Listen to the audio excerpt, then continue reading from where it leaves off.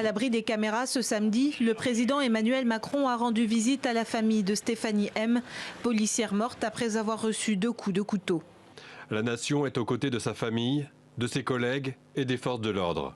Du combat engagé contre le terrorisme islamiste, nous ne céderons rien. Vendredi 23 avril, il est 14 heures passées quand Jamel G, le meurtrier présumé, attaque la fonctionnaire de police non armée dans le sas d'entrée du commissariat de Rambouillet, près de Paris. Abattu par les forces de l'ordre, il aurait crié « Allahu Akbar », Dieu est grand en français, avant de passer à l'acte.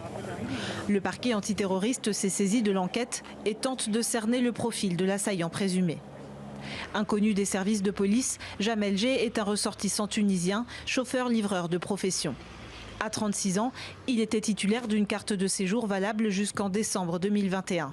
Sa famille affirme que le jeune homme était dépressif et suivi par un psychiatre.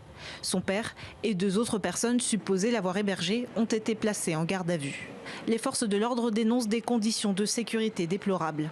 Il y avait des craintes déjà à notre niveau sur la sécurisation de ce commissariat. Si on veut que les policiers protègent la nation, il faut aussi que ces policiers soient protégés quand ils sont sur leur lieu de travail. Certaines entreprises privées sont presque mieux protégées que certains bâtiments de l'État. Couple de policiers tués en 2016, professeur décapité l'année dernière. Ce n'est pas la première fois que le département des Yvelines est la cible d'attentats terroristes. Des hommages devraient être rendus prochainement à Stéphanie M, qui a 49 ans, laisse derrière elle 2 adolescentes de 13 et 18 ans.